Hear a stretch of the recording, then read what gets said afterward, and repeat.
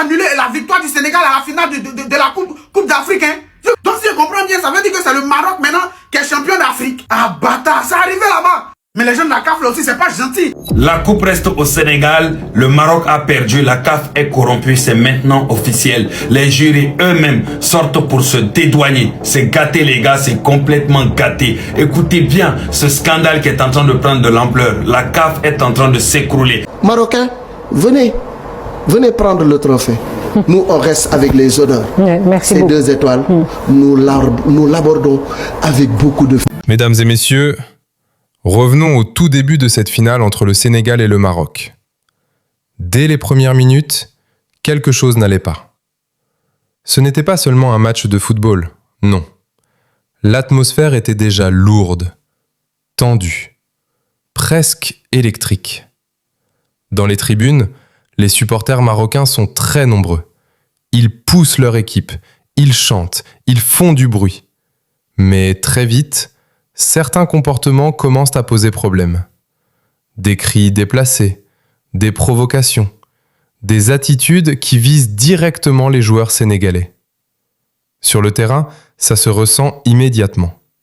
Les Lions de la Teranga, emmenés par Sadio Mané, entrent dans le match avec sérieux.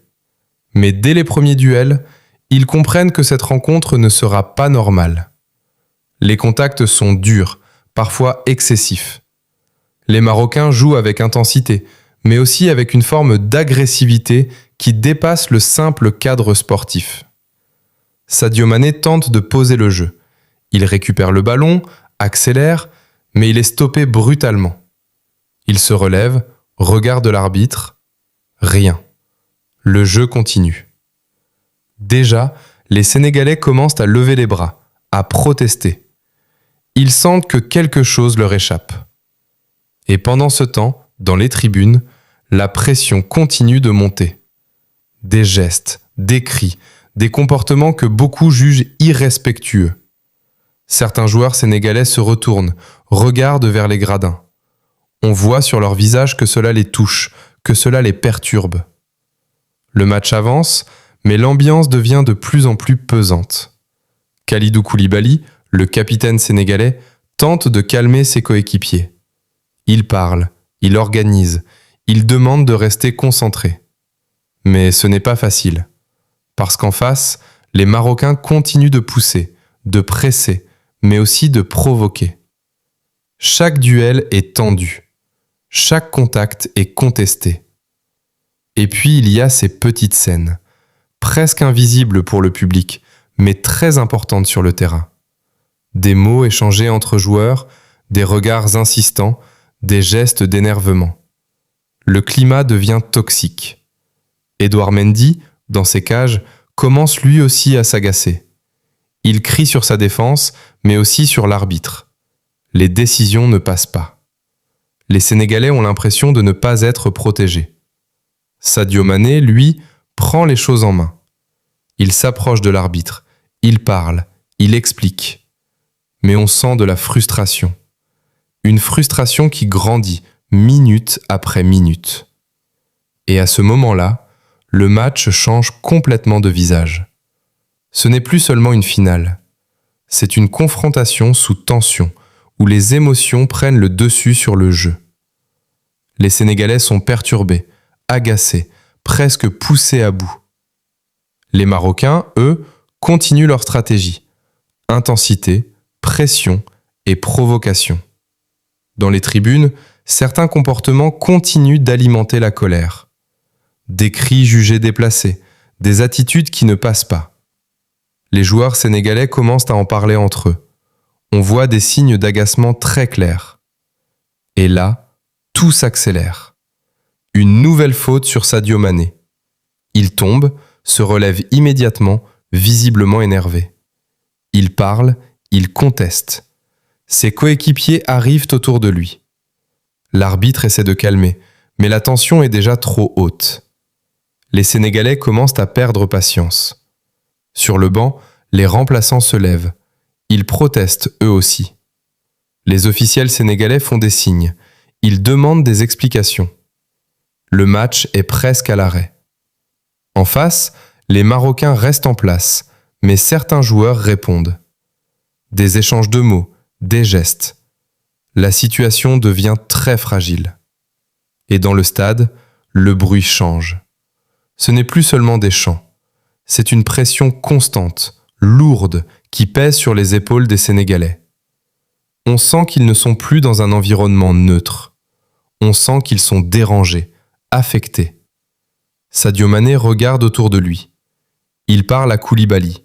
Il fait des gestes. Il essaie de garder le groupe concentré, mais c'est difficile. Parce qu'à ce moment précis, le match n'est plus maîtrisé. Les décisions arbitrales continuent de faire débat. Les contacts sont de plus en plus durs. Les provocations, sur le terrain comme dans les tribunes, continuent d'alimenter la frustration. Et puis, un moment clé.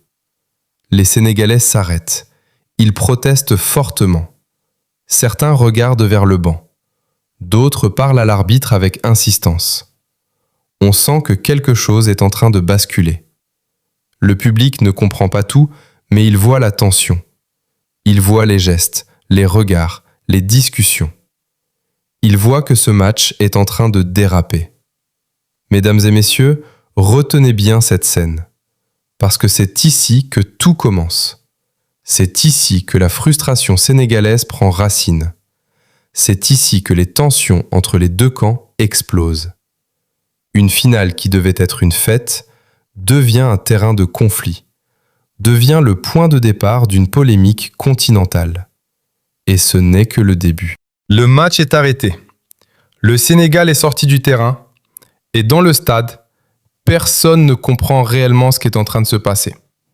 Les regards sont perdus, les discussions fusent de partout et sur la pelouse, les officiels commencent à envahir l'espace pour tenter de gérer une situation qui échappe complètement au contrôle. Du côté sénégalais, les joueurs sont regroupés près du banc. Sadio Mané est au centre des échanges. Il parle avec intensité, il explique, il gesticule. À côté de lui, Kalidou Koulibaly écoute, intervient, tente d'organiser la discussion. Le staff technique est également impliqué. Les visages sont fermés, les regards sérieux. Ce n'est pas une simple pause, c'est une vraie crise. Les joueurs sont touchés, profondément. Ce qu'ils ont ressenti sur le terrain, les contacts, les provocations, l'ambiance dans les tribunes, tout remonte d'un coup. Certains parlent de manque de respect, d'autres d'injustice. On voit des gestes d'agacement, des mains sur la tête, des regards vers le ciel. L'émotion est forte, difficile à contenir. Pendant ce temps, sur la pelouse, les Marocains attendent. Ils restent en place, certains continuent de s'échauffer pour ne pas perdre le rythme. D'autres discutent entre eux, visiblement agacés par la situation. Ils regardent vers le tunnel, vers le banc sénégalais, vers les arbitres.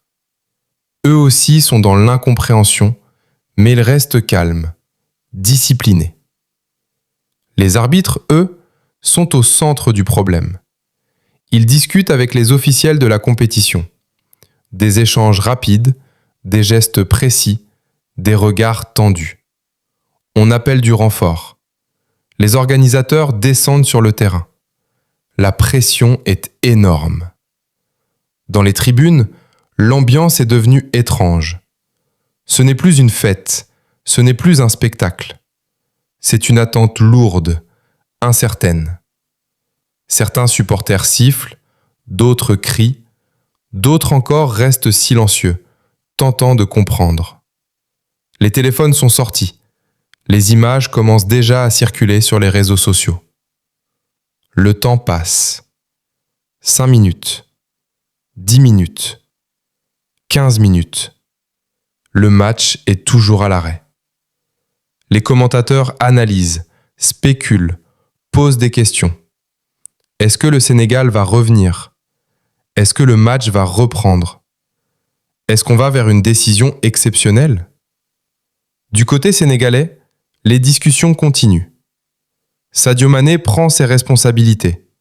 Il parle à ses coéquipiers, il tente de canaliser la colère. Il sait que chaque décision prise ici peut avoir des conséquences énormes. Abandonner complètement le match? Revenir jouer? Continuer malgré tout? Kalidou Koulibaly intervient à son tour. En tant que capitaine, il rappelle l'importance de rester uni, de ne pas perdre le contrôle. Mais même lui semble partagé. Le sentiment d'injustice est trop fort. Le staff technique échange avec les officiels. On voit des discussions tendues, des gestes, des explications, des tentatives de médiation. Les organisateurs veulent absolument que le match reprenne. L'enjeu est énorme. Une finale de CAN ne peut pas s'arrêter comme ça. Et puis, un tournant. Un officiel vient parler directement aux joueurs sénégalais. Il explique, il insiste. Il promet que la situation sera examinée après le match, que des décisions seront prises, que des sanctions pourront tomber si nécessaire. Les joueurs écoutent. Certains restent fermés, d'autres commencent à réfléchir. Le groupe hésite. Sadio Mané regarde ses coéquipiers. Il parle calmement cette fois. Moins de colère, plus de réflexion. Il sait que le monde entier regarde. Il sait que cette décision va marquer les esprits. Petit à petit, une idée s'impose. Revenir sur le terrain. Pas par acceptation, mais par responsabilité. Kalidou Koulibaly acquiesce. Le staff valide. Les joueurs commencent à se lever. Lentement, sans enthousiasme, mais avec détermination. Dans le stade, le mouvement est immédiatement remarqué. Les supporters réagissent. Le bruit monte à nouveau. Les caméras se tournent vers le tunnel. Et les joueurs sénégalais réapparaissent. Sadio Mané en tête, toujours aussi concentré. Derrière lui, ses coéquipiers suivent. Les visages sont fermés. Il n'y a plus de sourire, plus de légèreté. Juste de la détermination. Ils retournent sur la pelouse. Les Marocains sont déjà en place. Ils observent. Certains applaudissent ironiquement. D'autres restent neutres. L'ambiance est toujours tendue. L'arbitre appelle les capitaines. Il donne des consignes. Il tente de relancer le match dans des conditions normales. Mais rien n'est normal. Le jeu reprend, mais ce n'est plus le même match. Les Sénégalais jouent avec colère. Chaque ballon est disputé avec encore plus d'intensité. Chaque duel est un combat. Sadio Mané multiplie les efforts. Il court, il presse, il tente de faire la différence. Mais on sent que quelque chose s'est cassé. La fluidité n'est plus là. Le plaisir du jeu a disparu. Il ne reste que la tension, la pression, l'envie de ne pas céder. Le match reprend, mais rien n'est redevenu normal. Les visages sont fermés, les gestes sont tendus, et chaque action semble porter le poids de tout ce qui vient de se passer.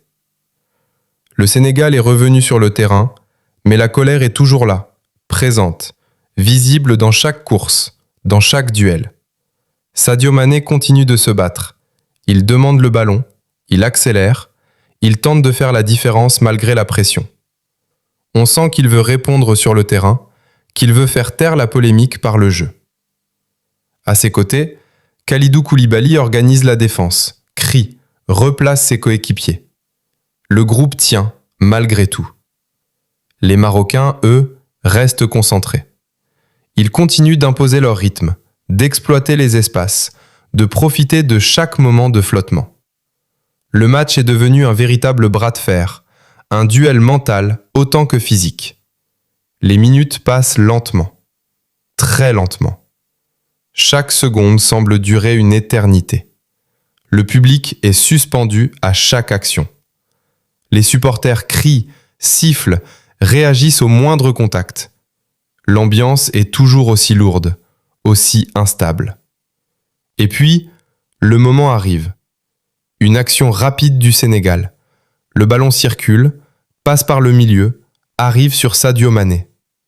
Il contrôle, lève la tête, accélère. Il élimine un joueur, puis un deuxième. Le stade retient son souffle. Il avance, fixe la défense, puis déclenche une action décisive. Le ballon finit au fond des filets. Explosion.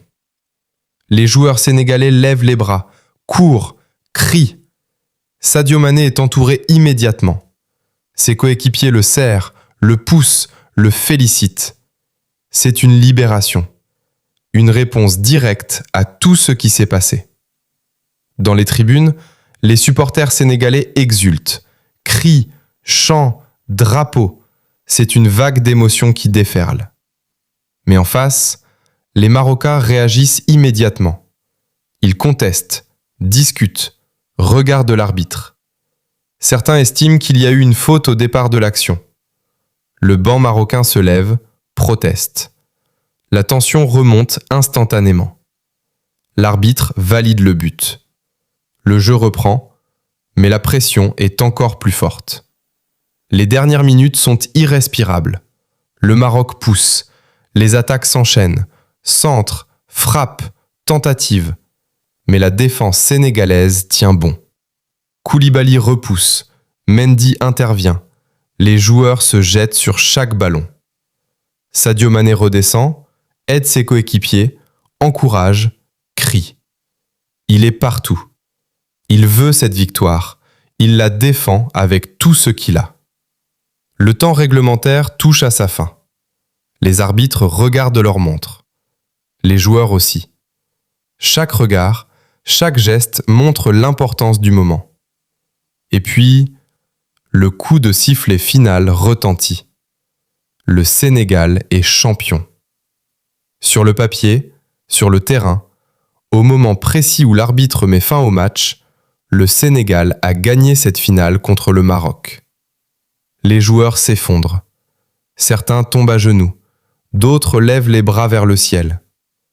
Sadio Mané reste debout quelques secondes, regarde autour de lui, comme pour réaliser. Puis il se laisse emporter par l'émotion. Ses coéquipiers viennent le rejoindre. Il crie, il pleure, il s'embrasse.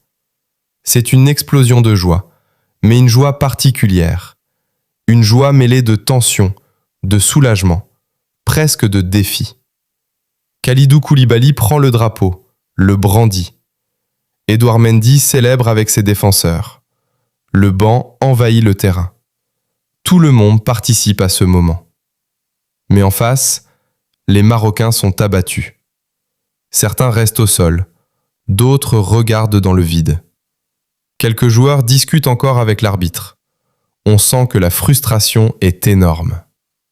Dans les tribunes, les réactions sont partagées. D'un côté, la joie sénégalaise. De l'autre, la déception marocaine.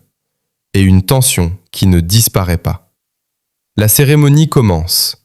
Les joueurs montent sur l'estrade. Les médailles sont distribuées.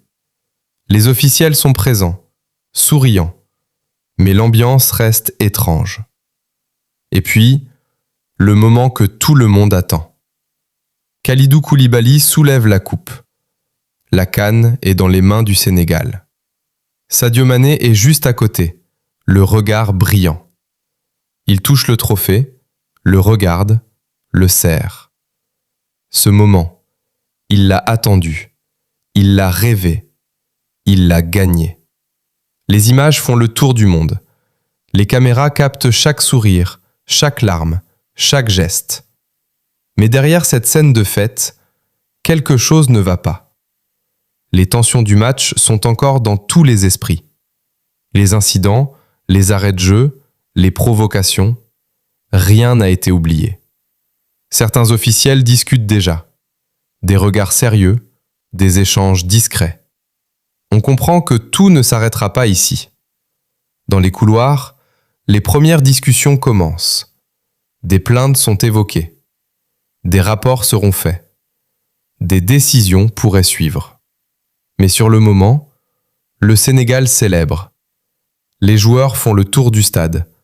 Ils saluent leurs supporters. Ils chantent, ils dansent, ils vivent leur victoire. Sadio Mané prend le micro. Il crie sa joie. Il remercie le peuple. Après un début déjà extrêmement tendu, la situation va franchir un cap que personne n'avait réellement anticipé. Sur la pelouse, les minutes avancent, mais le jeu est de plus en plus haché. Les fautes se multiplient, les discussions avec l'arbitre deviennent incessantes, et surtout, la nervosité est désormais visible sur tous les visages côté sénégalais. Sadio Mané, jusque-là combatif mais concentré, commence à montrer des signes clairs d'agacement. Après un nouveau contact jugé dangereux, il reste quelques secondes au sol. Il se relève brusquement, se tourne vers l'arbitre et lui parle avec insistance. Le ton monte. Ce n'est plus une simple réclamation. C'est une colère contenue qui commence à exploser. Autour de lui, ses coéquipiers arrivent rapidement.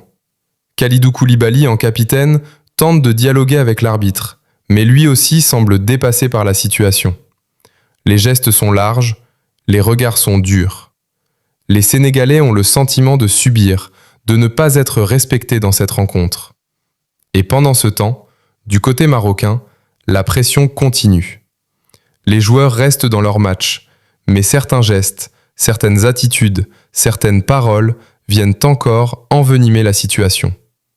Ce n'est pas forcément visible pour tout le monde, mais sur le terrain, les tensions sont palpables. Dans les tribunes, l'ambiance ne s'apaise pas, bien au contraire. Les supporters marocains continuent de pousser très fort, mais certains comportements jugés déplacés viennent alimenter la frustration des joueurs sénégalais. Des cris, des provocations, des gestes, tout cela pèse mentalement. Et là, tout s'accélère.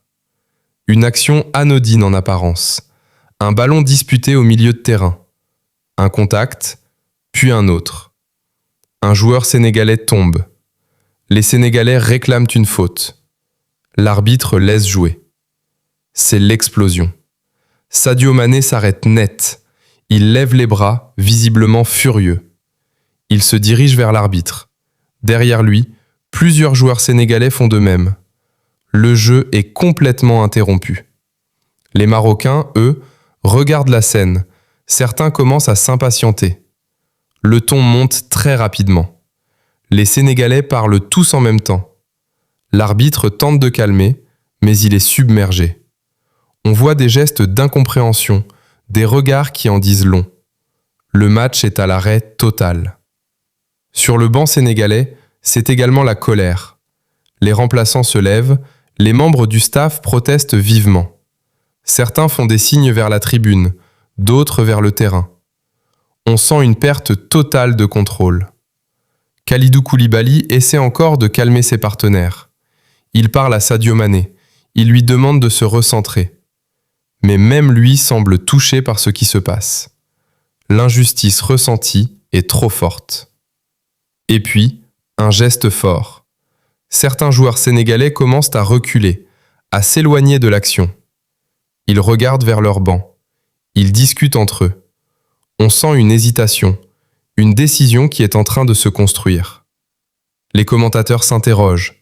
Le public est confus. Que se passe-t-il ? Pourquoi le jeu ne reprend pas ?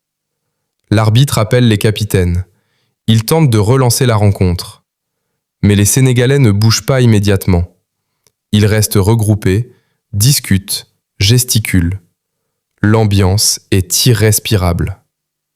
Et dans ce moment précis, Sadio Mané prend la parole au sein du groupe. Il parle avec intensité, il fait des gestes. On comprend qu'il ne s'agit plus seulement d'un match, mais d'un principe, d'une question de respect. Les secondes passent, puis les minutes.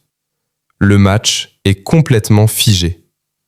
Du côté marocain, certains joueurs commencent à montrer leur incompréhension.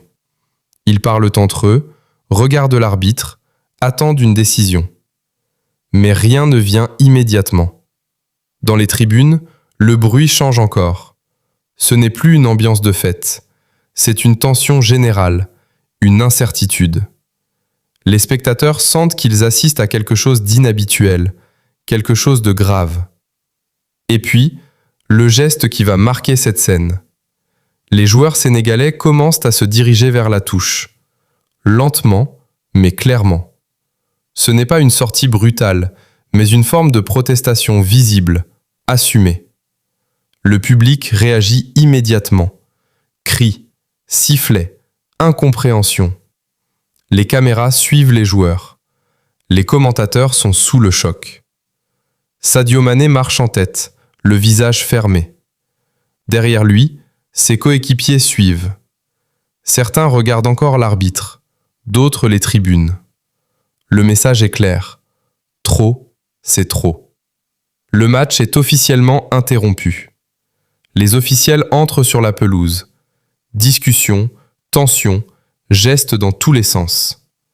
Les organisateurs tentent de gérer la situation, mais rien n'est simple. Sur le banc sénégalais, les visages sont fermés. On parle, on réfléchit, on analyse. La décision de quitter temporairement le terrain est un acte fort. Un acte qui va forcément avoir des conséquences. Et pendant ce temps, les Marocains restent sur la pelouse. Au Sénégal, la fête ne s'arrête presque pas. De Dakar jusqu'aux villages les plus reculés, la victoire est célébrée comme un moment historique. Les images de Sadio Mané soulevant la coupe tournent en boucle sur les télévisions. Les enfants imitent ses gestes dans les rues. Les supporters portent fièrement les couleurs nationales. Les joueurs sont accueillis comme des héros. À leur arrivée, une foule immense les attend. Des chants, des danses, des larmes de joie. Kalidou Koulibaly descend de l'avion avec le trophée, suivi de ses coéquipiers. Edouard Mendy sourit, salue, remercie. Et au centre de tout ça, Sadio Mané, acclamé, porté par tout un peuple. Le président reçoit l'équipe. Les honneurs sont rendus. Des récompenses sont annoncées. La coupe est exposée, photographiée, admirée. Elle est là, bien réelle, bien présente. Elle appartient au Sénégal. Dans les médias, on parle de victoire, de fierté, de mérite. Les analyses reviennent sur le match, sur les moments forts, sur les performances des joueurs. Malgré les tensions de la finale, une chose semble claire pour tout le monde. Le Sénégal a gagné sur le terrain.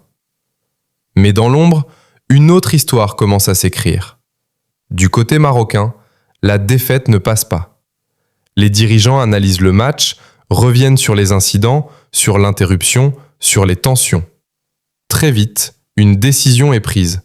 Porter plainte. Un dossier est constitué. Des images sont rassemblées. Des arguments sont préparés. L'objectif est clair. Contester certains aspects de la finale. La Confédération africaine de football est saisie. Au début, cela reste discret. Peu de gens sont au courant. Les discussions se font dans les bureaux, loin des caméras. Les commissions se réunissent, examinent les faits, analysent les rapports. Et puis, une première décision tombe. Des sanctions financières, des amendes, des avertissements. Rien de plus. Pas de remise en cause du résultat, pas de retrait de titre. Pour beaucoup, l'affaire semble close. Mais elle ne l'est pas. Le Maroc décide de faire appel. Et c'est là que tout bascule. Le dossier remonte à un autre niveau. Les discussions deviennent plus intenses. Les enjeux grandissent. On ne parle plus seulement d'incidents, mais de conséquences beaucoup plus lourdes. Pendant ce temps, au Sénégal, personne ne s'inquiète vraiment. La coupe est là, la victoire est acquise, la page semble tourner. Jusqu'à ce jour précis. Un communiqué officiel est publié. Une décision qui va choquer tout le monde. La CAF annonce que le titre de champion d'Afrique 2025 est retiré au Sénégal. Silence. Incompréhension totale. Les médias relaient l'information. Les réseaux sociaux explosent. Les journalistes cherchent des explications. Les supporters refusent d'y croire. Comment est-ce possible ? Comment peut-on retirer un titre des mois après une finale ? Sadio Mané découvre la nouvelle comme tout le monde. Son téléphone sonne, les messages arrivent, les appels se multiplient. Il lit, relit, essaie de comprendre. Kalidou Koulibaly est également informé. Il parle avec ses coéquipiers. Le groupe est sous le choc. Dans tout le pays, c'est la stupeur. Les gens sortent dans les rues, discutent, débattent. Les radios locales ouvrent leurs antennes. Les auditeurs appellent, expriment leur colère, leur incompréhension. Les anciens joueurs prennent la parole. Les consultants analysent. Tous posent la même question. Comment une telle décision est-elle possible ? Parce que dans l'histoire du football, ce genre de situation est extrêmement rare. Une finale jouée, un vainqueur désigné, une coupe remise. Et pourtant, tout est remis en cause. Les arguments évoqués parlent des incidents, de l'interruption du match, des tensions. Mais pour beaucoup, cela ne justifie pas une mesure aussi extrême. Les spécialistes du football africain réagissent. Certains parlent d'une décision disproportionnée. D'autres évoquent un précédent dangereux. Si un titre peut être retiré ainsi, alors plus rien n'est sûr. Le débat devient continental. Dans plusieurs pays africains, les médias reprennent l'affaire. Les plateaux télé s'enflamment. Les opinions divergent, mais une chose est certaine. Personne ne reste indifférent. Au Sénégal, la colère monte. Les supporters se sentent trahis. Ils ont célébré, ils ont cru, ils ont vécu ce moment comme une victoire historique. Et maintenant, on leur demande d'effacer tout ça ? Impossible. Les images de la finale repassent en boucle. Le but, le coup de sifflet final, la célébration, la remise du trophée. Tout est là, visible, incontestable. Alors comment peut-on dire que cette victoire n'existe plus ? Les joueurs, eux, commencent à réagir. Sadio Mané ne parle pas immédiatement. Il prend du recul. Il réfléchit. Mais autour de lui, les voix s'élèvent. Certains coéquipiers expriment leur incompréhension. D'autres dénoncent une injustice. Le vestiaire est touché. Parce que pour eux, ce n'est pas seulement un trophée. Le choc passé, le silence ne dure pas longtemps. Très rapidement, au Sénégal, la réaction s'organise. Ce n'est pas une simple réponse émotionnelle, ce n'est pas une réaction dans la précipitation. C'est une prise de position réfléchie, assumée, construite. Dans les bureaux de la Fédération sénégalaise de football, les réunions s'enchaînent. Les dirigeants sont autour de la table, les documents sont ouverts, les téléphones ne cessent de sonner. Les juristes sont sollicités, les conseillers analysent chaque mot du communiqué de la CAF. L'objectif est clair, comprendre, répondre et surtout ne pas céder. Très vite, une ligne se dessine. Le Sénégal refuse la décision. Pas de manière hésitante, pas de manière floue, non, de manière claire, ferme, sans ambiguïté. Le titre a été gagné sur le terrain et pour les autorités sénégalaises, cela ne peut pas être effacé par une décision administrative prise des mois plus tard. Une déclaration officielle est préparée. Les mots sont choisis avec précision. Le ton est maîtrisé, mais la position est ferme. La décision de la CAF est jugée injuste, disproportionnée, inacceptable. Le Sénégal annonce qu'il ne reconnaît pas ce retrait de titre. Dans tout le pays, cette prise de position est accueillie avec soulagement.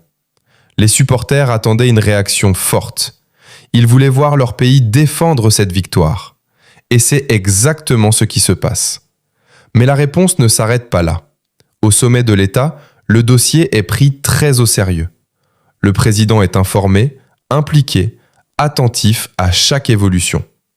Ce n'est plus seulement une affaire sportive, c'est devenu une question de souveraineté, de dignité nationale. Et c'est là qu'un geste va marquer les esprits. Un geste simple en apparence, mais d'une puissance symbolique énorme. Le président change sa photo de profil. Sur cette image, il est assis dans son bureau, calme, posé. Et derrière lui, bien visible, parfaitement mise en valeur, la coupe. La CAN 2025, toujours là, toujours au Sénégal, toujours présente. Sans un mot, le message est clair. il traverse les frontières, il circule sur les réseaux sociaux, il est repris par les médias. La coupe ne bougera pas. Ce geste devient viral. Les Sénégalais partagent l'image massivement. Ils commentent, ils applaudissent, ils soutiennent. Ce n'est plus seulement une photo, c'est un symbole de résistance, un symbole de refus, un symbole d'unité. Dans les rues de Dakar, les discussions s'intensifient. Les gens parlent de la décision, mais aussi de la réponse. Beaucoup expriment leur fierté. Ils voient dans cette posture une preuve de force, de dignité. Du côté des joueurs, la réaction s'organise également. Sadio Mané sort enfin du silence. Il publie un message simple mais puissant. Il rappelle que la victoire a été obtenue sur le terrain. Il insiste sur les efforts fournis, sur les sacrifices, sur le mérite. Son message est partagé des milliers de fois en quelques heures. Kalidou Koulibaly prend également la parole. En tant que capitaine, il soutient la position de son pays. Il parle de respect, de justice, de vérité sportive. Les autres joueurs suivent. Les déclarations se multiplient. Le message est unanime. Cette coupe appartient au Sénégal. Et ce qui est frappant, c'est l'unité. Il n'y a pas de division, pas de doute, pas de voix discordantes. Du gouvernement aux joueurs, en passant par les supporters, tout le monde est aligné. Le Sénégal parle d'une seule voix. Sur la scène internationale, cette réaction attire l'attention. Les médias étrangers s'intéressent à l'affaire. Les analystes commentent la situation. Certains saluent la fermeté du Sénégal. D'autres s'interrogent sur les conséquences. Parce que refuser une décision de la CAF, ce n'est pas anodin. C'est un acte fort. Un acte qui peut entraîner des sanctions. Un acte qui peut créer des tensions. Mais le Sénégal semble prêt à assumer. Dans les coulisses, les discussions continuent. Des contacts sont établis, des échanges ont lieu. Mais la position reste la même. La coupe ne sera pas rendue. Elle est là, elle est visible, elle est montrée, elle est revendiquée. Et surtout, elle est défendue.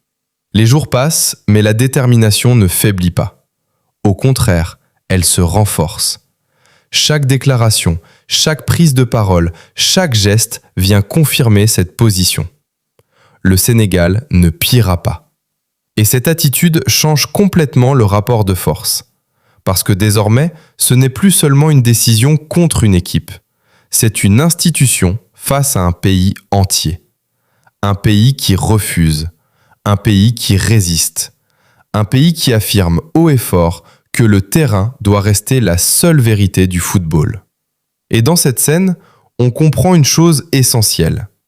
Le Sénégal ne se bat plus seulement pour un trophée. Il se bat pour un principe. Un principe qui va dépasser cette affaire. Un principe qui va résonner dans toute l'Afrique.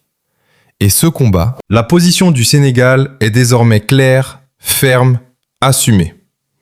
Mais à peine cette réponse rendue publique que l'affaire prend une autre dimension. Ce n'est plus seulement une crise entre une fédération et une instance, c'est devenu un phénomène mondial. Sur les réseaux sociaux, tout explose. Les images de la finale, les séquences de tension, la sortie des joueurs sénégalais du terrain, le but décisif, la célébration, tout est repris, analysé, partagé des millions de fois. Chaque détail est disséqué. Chaque angle de caméra devient une preuve pour certains, une contestation pour d'autres. Et au centre de tout ça, un nom revient sans cesse. Sadio Mané. Ses déclarations tournent en boucle. Ses gestes pendant le match sont revus image par image. Son attitude, son leadership, sa colère, sa dignité, tout est commenté. Pour beaucoup, il incarne la voix du Sénégal, la voix du terrain, la voix de ceux qui estiment avoir été lésés. Les hashtags se multiplient, des campagnes de soutien apparaissent, des messages venant de partout en Afrique, mais aussi d'Europe, d'Amérique, d'Asie. Des supporters, des journalistes, des anciens joueurs prennent position. Certains défendent le Sénégal avec force, d'autres appellent à plus de clarté dans la décision de la CAF. La diaspora sénégalaise joue un rôle énorme. À Paris, à New York, à Bruxelles, à Milan, les Sénégalais se mobilisent. Ils organisent des rassemblements, publient des vidéos, interpellent les médias internationaux. Ils veulent que cette affaire soit entendue, comprise, analysée au-delà du continent africain. Et ça fonctionne. Les grandes chaînes sportives commencent à en parler. Les débats s'ouvrent. Les consultants s'expriment. Certains dénoncent une décision incompréhensible. D'autres soulignent le danger d'un tel précédent. Parce que la question est simple, mais fondamentale. Peut-on retirer un titre plusieurs mois après une finale ? Dans les plateaux télé, les discussions deviennent intenses. Les opinions s'opposent. Mais une chose revient souvent. Cette affaire met en danger la crédibilité du football africain. Du côté des anciens joueurs, les réactions sont nombreuses. Certains, respectés dans toute l'Afrique, prennent la parole pour défendre le principe du terrain. Ils rappellent que le football se joue sur la pelouse, pas dans les bureaux. Que les joueurs donnent tout pendant 90 minutes et que leur victoire doit être respectée. D'autres appellent au calme, à la réflexion, à une résolution pacifique. Mais même chez eux, une inquiétude est visible.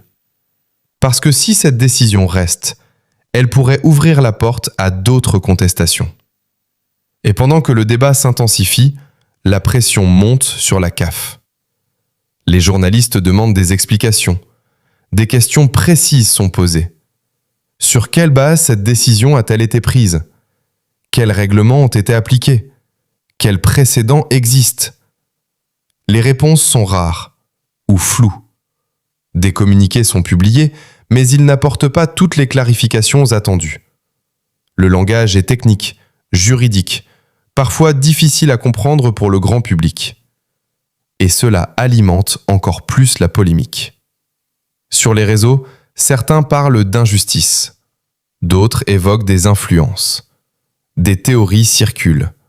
Certaines exagérées, d'autres plus crédibles. Mais toutes participent à une même réalité. La confiance est ébranlée. Du côté marocain, la situation est également complexe. Certains supporters défendent la décision, estimant que les règles doivent être respectées. Mais d'autres expriment un malaise. Ils reconnaissent que gagner un titre de cette manière n'a pas la même valeur. Les débats existent aussi là-bas. Les opinions sont partagées. Et c'est ce qui rend cette affaire encore plus particulière.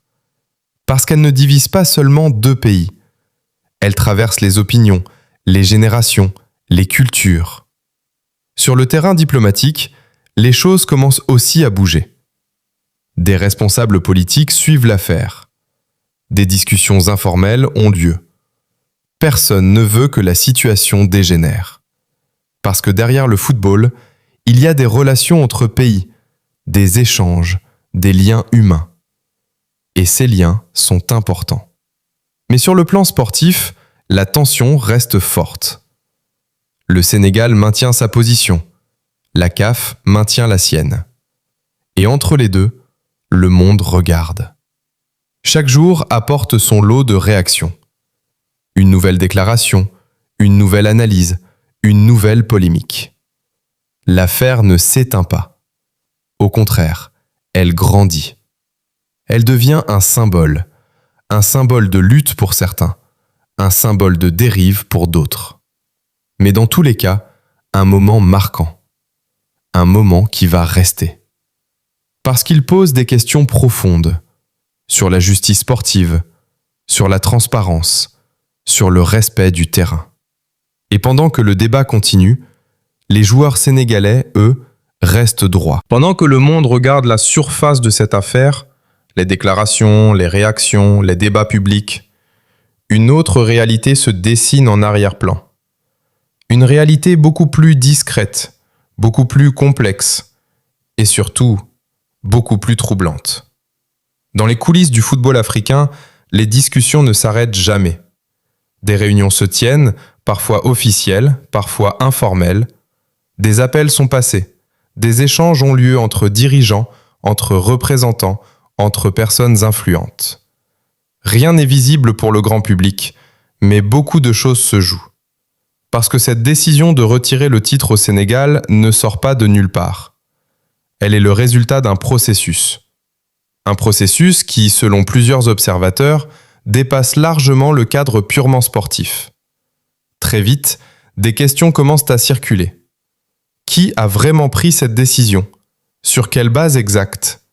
Pourquoi aller aussi loin alors que la première commission n'avait pas jugé nécessaire de retirer le titre? Ces interrogations ne viennent pas seulement des supporters ou des réseaux sociaux. Elles viennent aussi de journalistes expérimentés, d'anciens dirigeants, de personnes qui connaissent les mécanismes internes du football africain. Et plus les jours passent, plus le doute s'installe. Certains évoquent des pressions, des influences, des intérêts. Dans ce milieu, tout le monde sait que les décisions ne sont pas toujours uniquement sportives. Le football, surtout à ce niveau, est aussi lié à l'économie, à la politique, aux relations entre pays. Des rumeurs parlent de réunions dans des lieux discrets, des hôtels, des bureaux privés, loin des caméras. Des discussions qui ne sont pas enregistrées, des accords qui ne sont pas officiels. Personne ne peut prouver ces choses de manière formelle, mais beaucoup les évoquent. Et dans ce contexte, la décision de retirer un titre plusieurs mois après une finale prend une autre dimension. Elle ne semble plus seulement étrange, elle devient suspecte. Les journalistes spécialisés commencent à creuser. Ils interrogent, ils enquêtent, ils recoupent les informations. Certains publient des analyses détaillées, d'autres restent prudents, mais tous reconnaissent une chose, cette affaire n'est pas normale. Du côté de la CAF, le silence reste partiel. Des communiqués sont publiés, mais ils ne répondent pas à toutes les questions. Le manque de transparence alimente encore plus les spéculations. Pourquoi ne pas expliquer clairement le processus? Pourquoi ne pas détailler les éléments qui ont conduit à une décision aussi lourde? Ces absences de réponse créent un vide. Et dans ce vide, les théories se multiplient. Certaines parlent d'influence politique, d'autres d'intérêts économiques. D'autres encore évoquent des alliances, des rapports de force, des stratégies à long terme. Le Maroc, de son côté, est vu comme un acteur puissant sur le continent. Investissement dans le football, infrastructures modernes, organisation d'événements, le pays a développé une influence importante. Et certains se demandent si cette influence a joué un rôle. Encore une fois, rien n'est prouvé officiellement. Mais la question est posée, et elle ne disparaît pas. Du côté sénégalais, ces soupçons renforcent la détermination. Pour beaucoup, cette affaire n'est plus seulement sportive, elle devient une question de justice, d'équité, de respect. Les dirigeants sénégalais continuent d'analyser la situation. Ils étudient les options, les recours possibles. Ils savent que le combat ne sera pas simple, mais ils semblent prêts à aller jusqu'au bout. Les joueurs, eux, observent tout cela avec attention.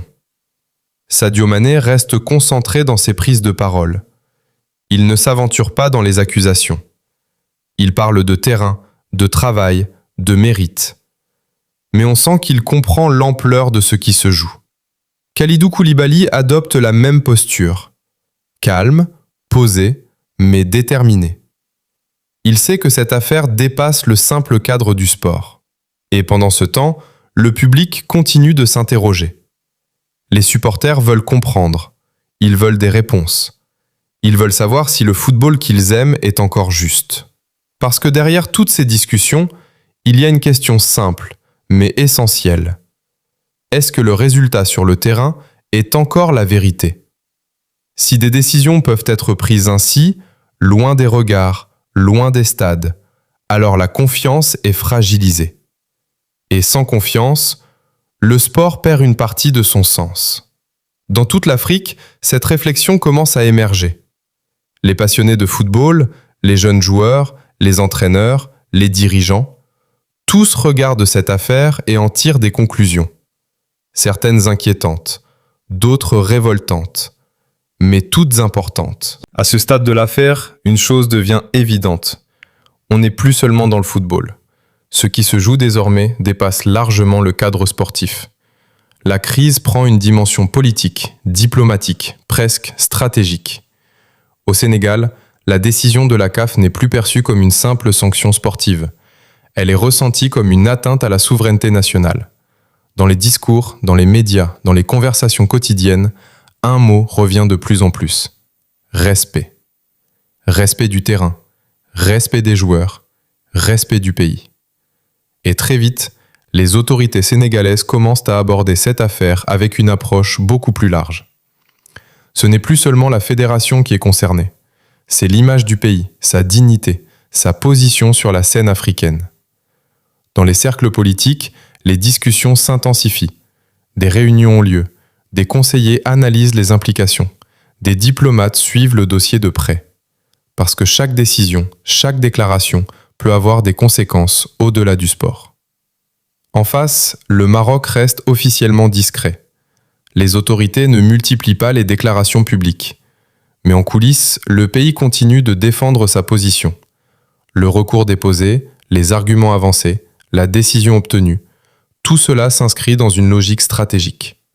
Le Maroc est un acteur important en Afrique, sur le plan économique, diplomatique, sportif.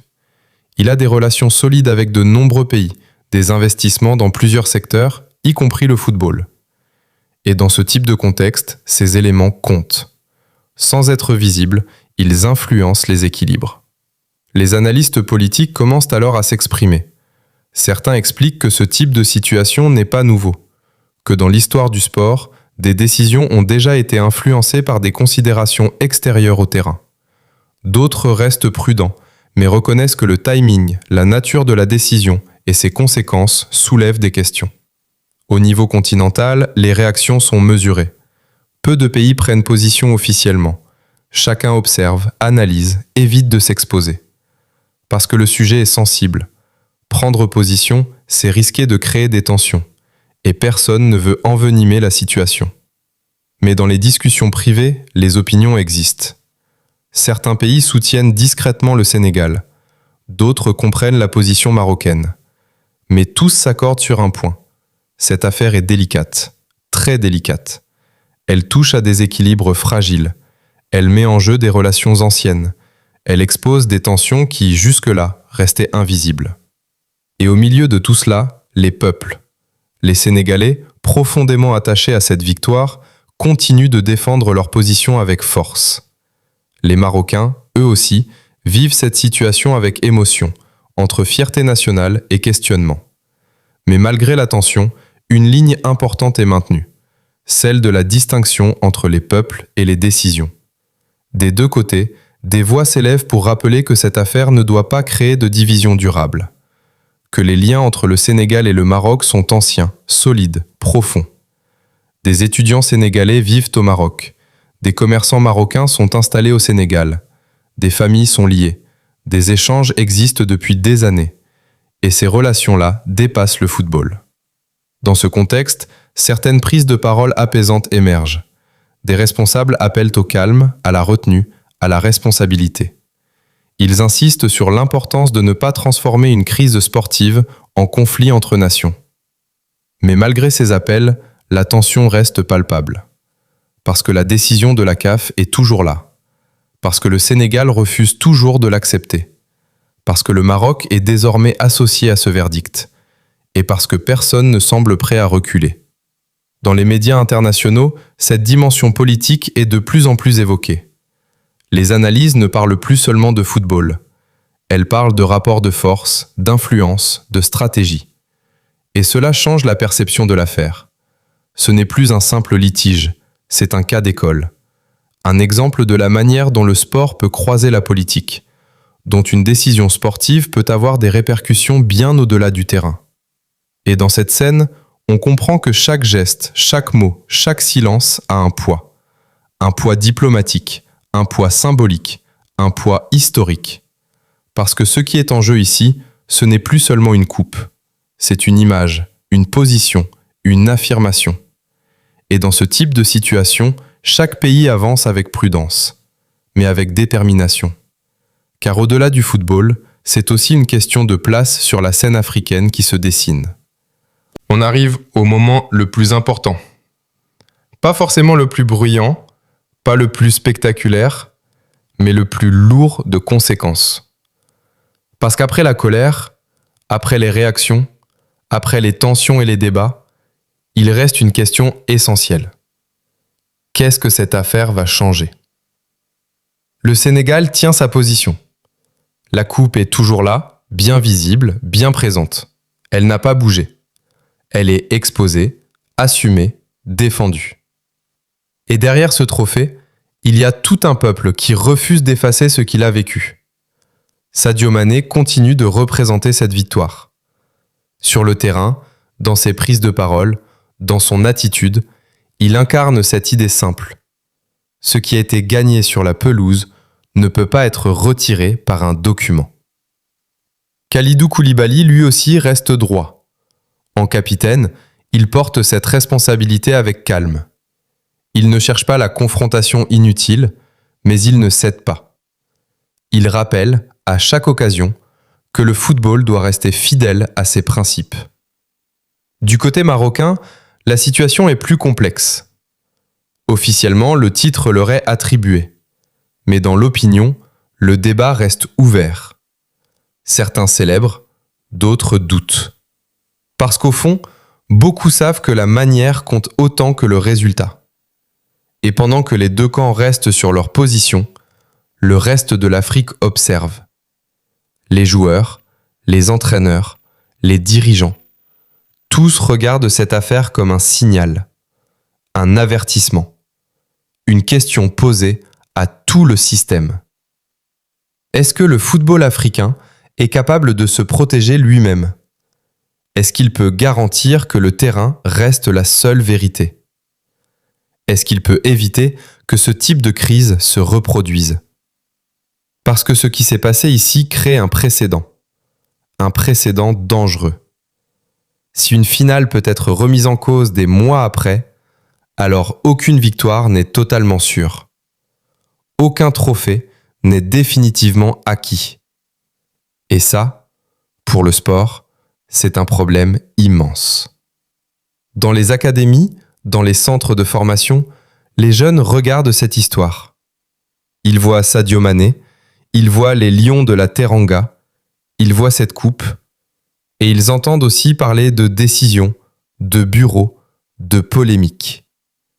Et cela crée un doute sur le mérite, un doute sur la justice, un doute sur l'avenir. Les anciens joueurs en parlent entre eux. Certains sont inquiets. Ils se souviennent de leur époque, de leur combat pour faire reconnaître le football africain à l'échelle mondiale. Ils savent à quel point la crédibilité est fragile. Et aujourd'hui, cette crédibilité est mise à l'épreuve. Dans les instances, la pression commence à monter. Même si rien ne change immédiatement, les critiques sont là. Les demandes de réforme se multiplient.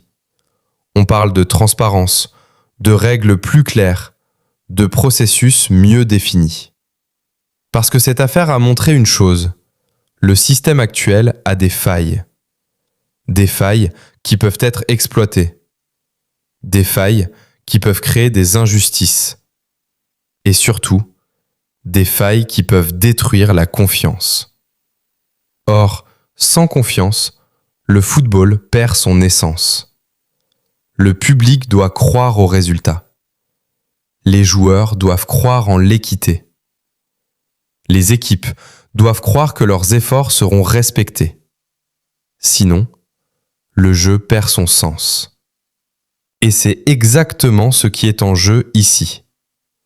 Le Sénégal, en refusant de rendre la coupe, en défendant sa position, en s'appuyant sur le terrain, ne défend pas seulement un trophée. Il défend une idée. Une idée simple, mais fondamentale. Le football se joue sur la pelouse. Le Maroc, de son côté, se retrouve dans une position délicate.